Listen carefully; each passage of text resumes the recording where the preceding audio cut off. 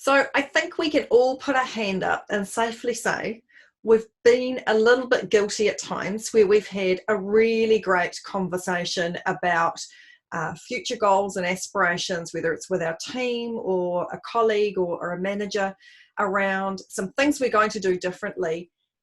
And we didn't write it down. We didn't put it into a framework we're already working in. We didn't set it in our objectives. We just didn't put it down anywhere. And what happened with that great conversation? Probably nothing. And so this episode is all about focusing you and enabling you to activate plans and to actually leverage the momentum that you've got from people after they've returned from a period of absence from the business, whether it's a holiday or maternity leave or any of those things. Activating those conversations and those plans is the key to achieving the successes for you and your team. One of the key areas I love to work at is having an annual plan, is when people are coming back from leave, and if you've done some engagement little workshops to reconnect everybody, you've gone through and you've done a team away day, hopefully, to bring everyone together if they've been away for a decent period of time or a new year. And then what's really great is actually plan out, have a calendar and have a look at those 4 quarters and what's going to hit at each one of those stages and the different facets of the business. Where are people taking leave to make sure that they are recharged, passionate and set, to take on the world.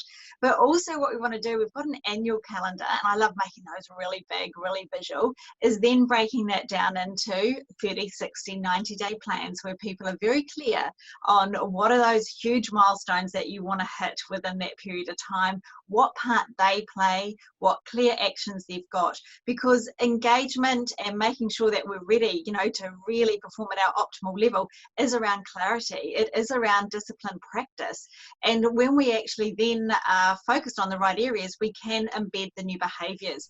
Annual plan, break it down to 30, 60, 90-day plan, and then let's take it to another level. We'll get each individual into a 7, 14 and 21 day. Because wow, you get up every week, you set up for the week, you know exactly what you're going to hit that week. Every day you've got your goals coming through. What an amazing sense of winning and an amazing sense of celebration with the team when regularly you're hitting each one of those targets. And it's great having all of those targets and plans in place, and Kirsten are huge advocates of it. But one of the key things that we need to be thinking about is actually our own behaviours and our own habits.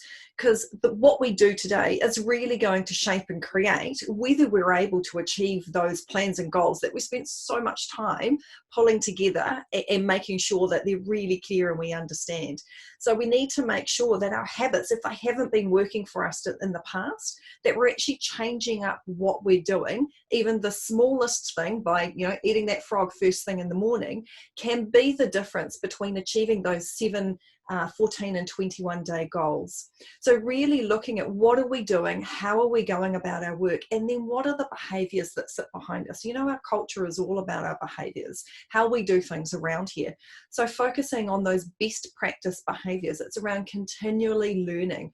Everything we do is a learning process. You and I don't learn by our successes, we learn by our failures. So what are the learnings we take from that? How do we do things differently, and how do we make sure we don't replicate those failures that we experienced before? And the giving and receiving of feedback, making sure it's very open, very transparent, but very kind and empathetic at the same time. There's nothing like the power of understanding what's working and what's not working in a highly constructive way. And don't forget to celebrate successes. It's so easy to get excited by all of these wins, and we're doing so much and we're continually learning and our team's really opening up and we've got feedback taking place. But we forget to celebrate even those small wins, getting to the end of that 7-day period and actually having achieved everything is a huge success. Small changes activate big things in life. So actually in our workplace as a manager, recognizing those in terms of your team, but also as colleagues within your team, if you're seeing a peer really hitting some goals across a week and taking off a lot of those small things, give them a shoulder tap and say, great work. Celebrating success is really important, and it helps us build engagement in the workplace and really feel like we're contributing to not only the goals that are in front of us, but the bigger picture throughout the business. So there you have it, episode 4 of our 4-part or 4-episode series on Are You Ready? Setting you up when you come back from an extended period of time, or one of your team members do, so that you can actually leverage success. We kicked off with looking at SWOTs and looking at engagement plans and making sure we've got those in place, and then looking at a regroup of your team if it's been a long extended time. So you've got clarity, direction, and sense of belonging. Now, when we have all of those together, we have a magic culture. So go well. We hope you've found this episode all around Are You Ready? Extremely beneficial. One thing before you go is click on the link below. We would like to share with you our 30, 60, 90-day plan, which will enable you to have a nice, short, sharp, concise plan to work with.